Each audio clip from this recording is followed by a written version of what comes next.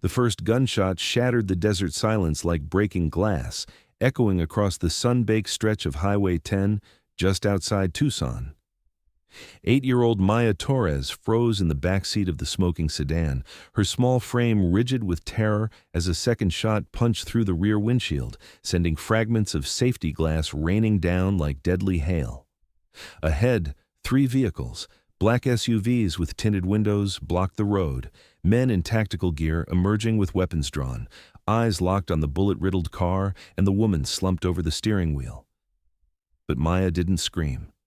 She did the one thing her mother had taught her never to do. She ran. Toward the shoulder, toward the scrub brush, toward the thundering sound of motorcycle engines that suddenly roared over the ridge, a pack of leather-clad riders, their colors unmistakable even in the harsh noon sun.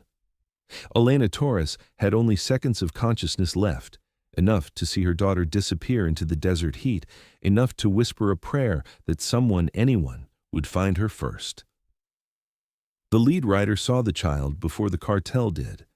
Marcus, Reaper Cross, 6'4" and covered in ink, killed his engine and hit the ground running.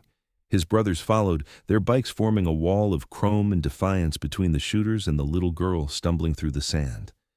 "Get her out!" Reaper shouted, scooping Maya into his arms as bullets whined past them. "Go, go, go!"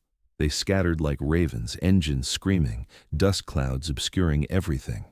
By the time the cartel realized what had happened, the girl was gone. They said Maya had never been like other kids. From the moment she was born, Elena had sensed something different in her daughter. She didn't cry much, didn't babble, didn't respond to games or toys the way pediatricians expected. At first, Elena blamed herself.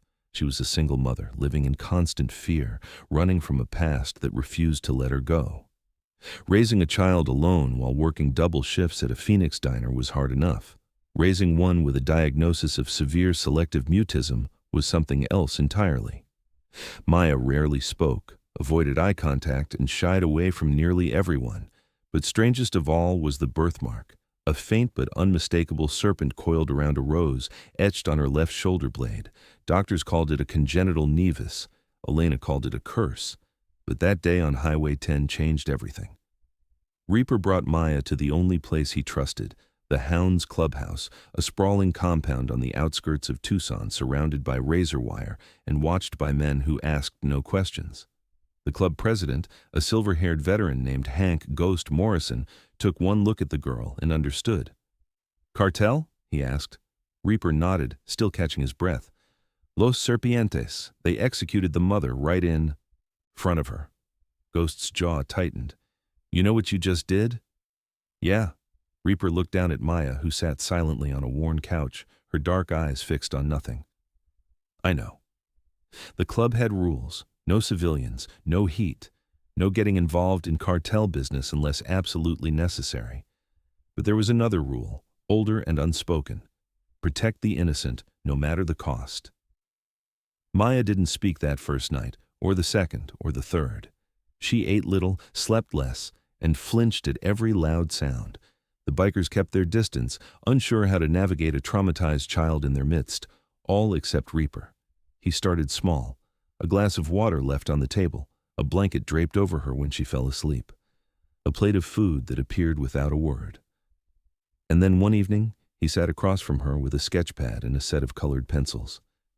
"You don't have to talk," he said quietly, "but maybe you could show me." Maya stared at him for a long moment. Then, slowly, she reached for a pencil.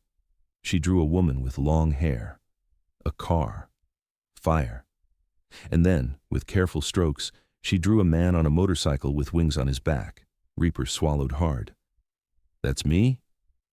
She nodded. From that moment, something shifted. Maya began to follow him around the clubhouse, silent but present. She watched him work on bikes, sat beside him during meals, and eventually, after 2 weeks, she spoke her first words to him. "Are you my angel?" He didn't know how to answer that. He wasn't an angel, not by a long shot. He'd done things, terrible things, that haunted him in the dead hours of the night. But when he looked at this little girl who had survived hell, he wanted to be. "I'm trying to be," he said. The cartel didn't forget. Los Serpientes had eyes everywhere. and the hounds knew it was only a matter of time before they came looking for loose ends. Ghost called a church meeting, club business only. "We need to figure out who she is," Ghost said, pacing the room, "and why Elena Torres was running." A prospect named Danny, tech-savvy and discreet, ran Elena's name through every database he could access. What he found was chilling. Elena Torres had been a witness, a federal one. 10 years ago, she'd testified against a high-ranking Serpiense lieutenant in exchange for protection and a new identity. But something had gone wrong. Someone inside the Marshal Service had leaked her location. "They didn't just want her dead," Danny said, pulling up encrypted files. "They wanted to erase her entire family line, the girl included." "Why?" Reaper demanded. Danny hesitated, then pulled up a photograph of a man in an expensive suit, his face scarred and cold. "Rafael Elvibra Salazar, the man Elena testified against. He got out last year on a technicality. Word is he made it his personal mission to eliminate everyone connected to that case." Reaper's blood ran cold. "She's not safe here. She's not safe anywhere." Ghost leaned back, arms crossed. "Then we make her disappear. New name, new life. But first, we need leverage." It was a long shot, but Ghost had a contact, a retired DEA agent named Marissa Kane, who owed the club more favors than she cared to count. She agreed to meet Reaper at a safe house in Phoenix, no questions asked. When Marissa saw Maya, her expression shifted from skepticism to shock. "That's Elena's daughter? You knew her?" Reaper asked. "I was her handler 12 years ago." Marissa knelt down, studying Maya's face. "She looks just like—" She stopped herself. "We need to run a DNA test." "Why?" Marissa didn't answer right away. Instead, she pulled out her phone and showed him a photograph. Elena Torres, younger and smiling, standing beside a man Reaper didn't recognize. "That's Diego Salazar," Marissa said quietly. "Rafael's younger brother. He was undercover DEA. He and Elena fell in love during the operation. When it went south, Diego was executed by his own family for betrayal. Elena was pregnant when he died." Reaper's mind reeled. "You're saying—" "I'm saying Maya isn't just a witness's daughter. She's a Salazar by blood, and if Rafael finds out, he'll either kill her or use her as a pawn to reclaim his family's honor." The DNA test confirmed it 3 days later. Maya Torres carried the genetic markers of both Elena Torres and Diego Salazar. She was the last living link to a man who had betrayed one of the most dangerous cartels in Mexico. The revelation changed everything.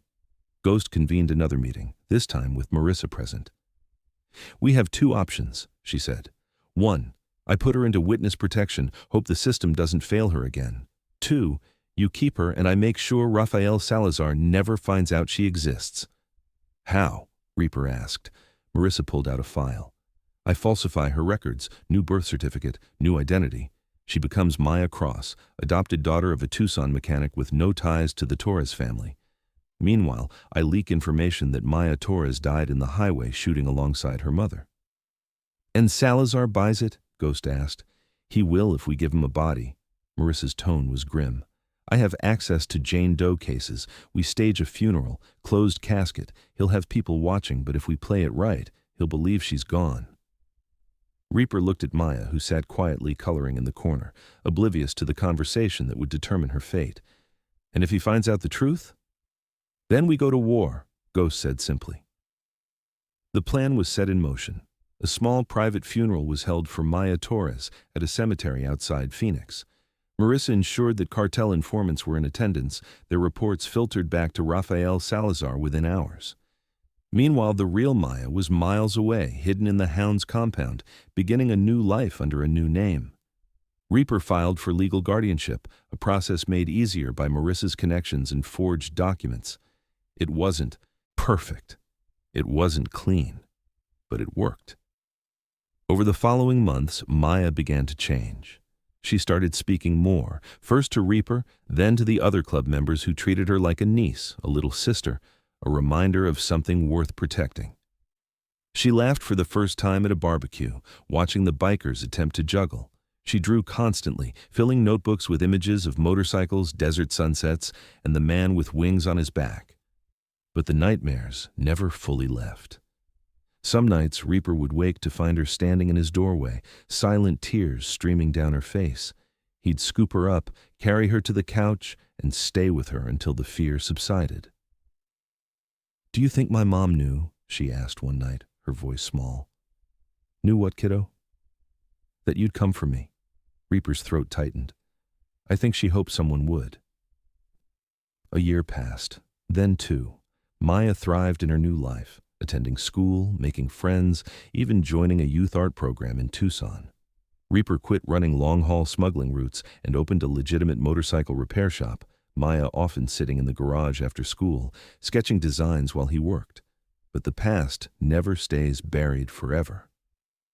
One evening, Marissa called with a warning. Rafael Salazar had been spotted in Arizona. Rumor was he'd grown suspicious of the Torres girl's death and was personally investigating. "How long do we have?" Ghost asked. "Days, maybe less?" The club locked down. Security doubled.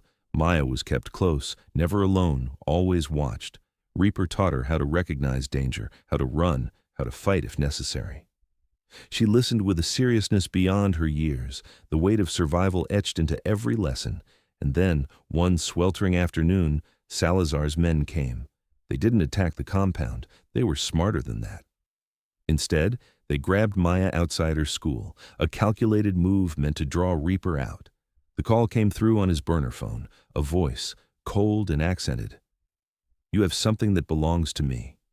Bring her back, and maybe I let you live." Reaper's vision blurred with rage. "Where?" "The old mission, midnight. Come alone." He hung up. Ghost grabbed his arm. "It's a trap." "I know." "Then we go in full force." Reaper shook his head. "No, he wants me. He gets me, but Maya walks out alive." The mission was abandoned, its walls crumbling under the weight of time and neglect. Reaper arrived early, alone as instructed, his bike idling in the shadows. Rafael Salazar stood in the center of the courtyard, flanked by armed men. Maya sat on the ground nearby, wrists bound, eyes wide with fear. "The Hell's Angel who thinks he's a hero," Salazar said, his voice dripping with mockery. "You cost me everything when you took her."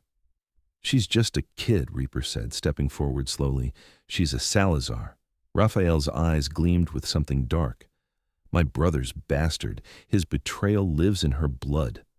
"Then let her." "Go! Your fight's with me!" Raphael laughed. "No, my fight is with legacy, with bloodlines, with—" The first shot came not from Salazar's men, but from the ridge above.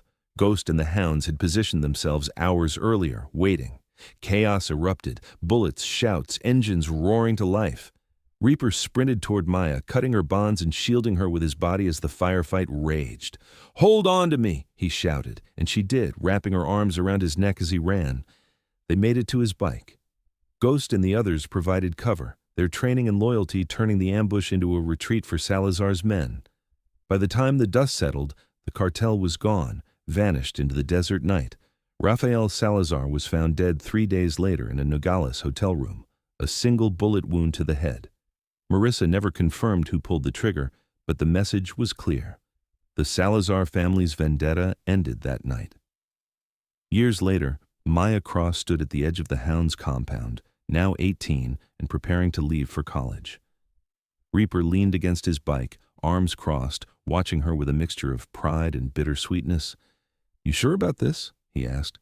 She smiled, the serpent and rose birthmark just visible beneath the strap of her tank top. "I'm sure, but I'm coming back." "You don't have to." "Yes, I do." She stepped forward and hugged him tightly. "You saved me. Now I get to save myself."